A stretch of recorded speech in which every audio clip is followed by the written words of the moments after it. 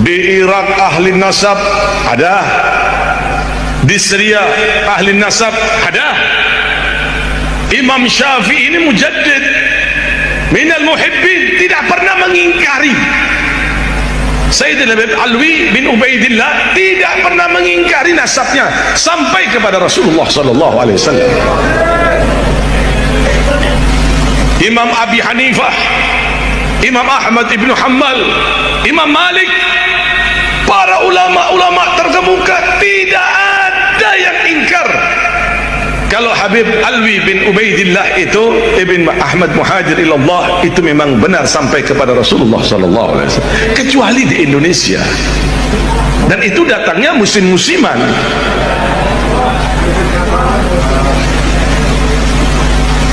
Saya tanya kepada teman-teman, semuanya betul. Jadi seakan-akan dia lebih hebat dari Imam Syafi'i, dia lebih hebat daripada Imam Abi Hanifah, seakan-akan dia lebih hebat daripada Imam Ahmad ibn Hanbal, seakan-akan dia lebih hebat daripada Imam Malik. Imam Syafi'i satu hari mendapat surat dari gubernur Mawaro An-Nahr, Transoksania, Afghanistan di sekitarnya lah.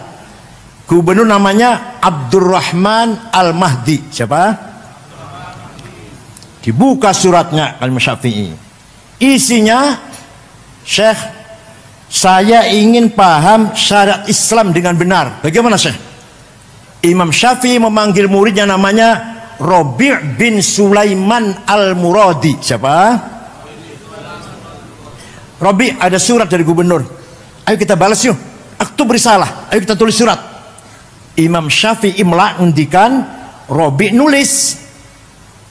Risalahnya Imam Syafi'i balas Abdul Mahdi akhirnya berjumlah 300 halaman. Itulah yang terkenal dengan kitab Ar-Risalah. Paham betul? Surat, mana surat?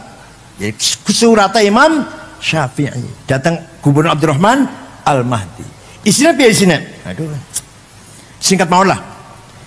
Kalau ente yang paham Islam, syarat Islam, pertama harus paham tipe-tipe ayat Al-Quran. Bayan ilahi. Ayat Quran nggak sama. Ada ayat muhkamah, sudah baku.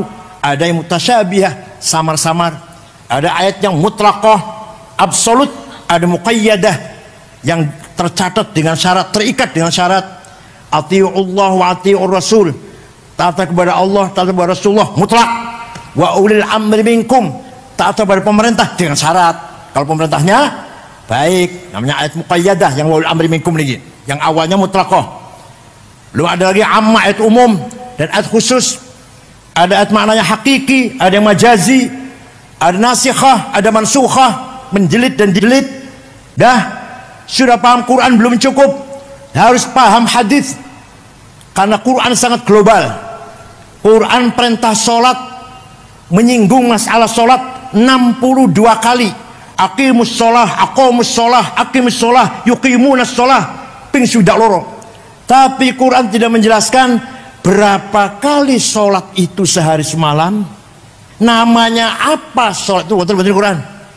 Wonten betul? Yang nggak pernah baca Quran jawabnya ragu-ragu jawabnya. Betul wonten. Sholat itu ping 5, jenenge duhur, asar, maghrib, isya, subuh. Betul wonten. Maka hadis yang menjelaskan, furidat alaikum khamsu maktubat, ad-dhuhr wal asar wal maghrib wal isya wal fajr. Hadis. Nah, setelah bayan ilahi, bayan nabawi kita pahami, ada hadis mutawatir, marwah jam'un an jam'in la yahtamil fihi al-kidb wal khata'. Hadis yang gak mungkin bohong, gak mungkin salah. Ada hadis masyhur terkenal, ada hadis aziz yang bagus, ada hadis ahad individual. Setelah paham bayan ilahi Quran, bayan nabawi hadis, belum cukup. Kata lupa ya, kata Imam Syafi'i, bukan kata saya, kata Syafi'i.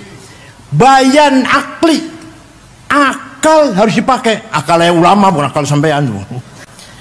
Akal harus dipakai. Akal ulama ada dua. Akal kolektif menghasilkan ijma, konsensus. Paham betul? arkanus sholati sab'ata asyar, rukun sholat 17 niku mboten Quran mboten hadis, hasil akale ulama. Ada lagi akal individual namanya kias, analogi. Kias ada 9: aulawi, burhani, mantiki, jadali, istiqra'i, tamtili, khitabi, syi'ri, ikna'i. Kalau nggak pakai kias kita nggak bisa ngapa-ngapain. Sabu-sabu, narkoba haram atau halal? Haram. Berani mengharamkan, di Qurannya ada. Inna sabu wonten. Hadis wonten. Kok berani mengharamkan sampean? Pakainya kias. Apa pakainya apa? Kias burhani. Kias fakta. Ini barang faktanya memabokkan. Berarti podo karo homer. Homer ni Quran ono haram. Berarti ini barang haram. Hada muskirun wa kullu muskirin khamrun wa kullu khamrin haram fahada haram. Ini namanya burhani, menggunakan apa? Muqaddimah sughra, premis minor, muqaddimah kubra, premis major, qaul syarih, legal statement, kemudian natijah, conclusion as-sadiqah yang positif. Ada paham betulnya mana? Kayak Khalil almarhum, bapaknya Gus Yakut, bapaknya Gus Yahya, punya karangan ilmu mantik. Bahasa Indonesia sudah gampang dibaca lah. Gak usah yang bahasa Arab angel. Jadi kias aulawi, kias burhani sangat penting untuk menanggapi masalah-masalah yang sekarang terjadi yang dulu belum ada dibicarakan oleh para ulama. Coba kalau nggak pakai kias, nggak bisa ngapa-ngapain kita. Nomor 2, nempeleng ayah ibu boleh nggak? Quran nggak ngarang tuh. Quran yang larang. Yang dilarang oleh Quran gimana? Wala taqul lahuma uffi wala tanharhuma. Kamu jangan ngomong kasar pada ayah ibu, kamu jangan bentak-bentak ayah ibu. Kalau gitu kita masuk rumahnya ayah ibu, nggak usah ngomong, nggak usah bentak, tempelengin aja. Boleh nggak itu? Boleh nggak? Kok nggak boleh, kenapa? Quran betul larang kok. Pakai kias aulawi. Kias apa namanya? Kalau nempeleng, kalau bentak saja haram, ngomong kasar saja dosa, lebih-lebih fabil aula nempeleng. Paham boten? Wala taqrabuz zina innahu kana fahisyatan wa sa'a sabila. Jangan mendekati zina. Jangan apa? Mendekati zina. Jadi yang dilarang mendekati zina, dilarang mendekati zina. Zinanya mendekati zina haram, dilarang. Zinanya lebih-lebih itu jamnya.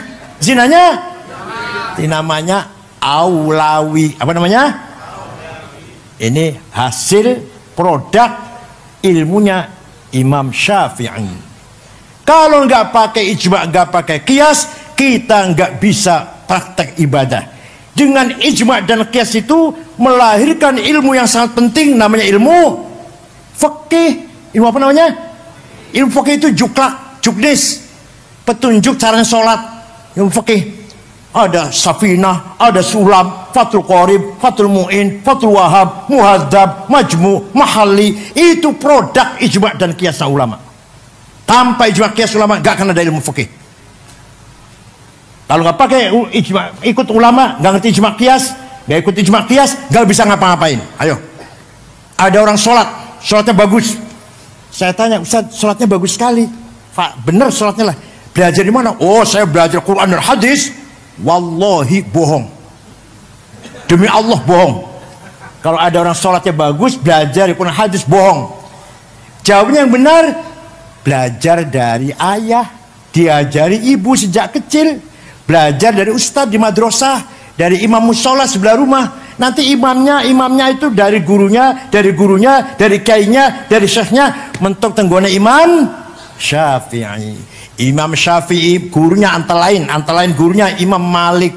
Imam Malik gurunya Imam Rabi'ah. Imam Rabi'ah gurunya Imam Khorijah. Imam Khorijah putra sahabat Zaid bin Thabit. Sahabat saja bu, muridnya Kanjeng Nabi, sahabat. Jadi kita ikut Imam Syafi'i berarti kita ikut Rasulullah Sallallahu Alaihi Wasallam.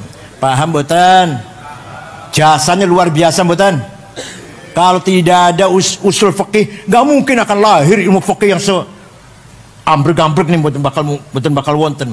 Itu baru saya contohkan bab sholat, belum bab yang lain-lain. Ya Allah, mudah-mudahan santri Rembang semuanya paham tentang usul fikih dan fikih, dan harus paham pula dengan ilmu mantik.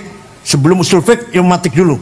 Harus paham pula maqulatul asyarah, kategori 10. Dulu saya ngaji,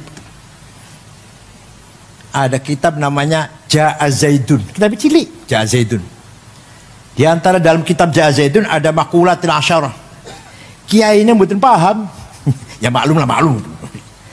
Zaidut tawilul abyadu ibnu maliki fi baitihi bil amsi kana muttaqi biyadihi saifun lawahu faltawa fahadihi maqulatun ashrun sawa.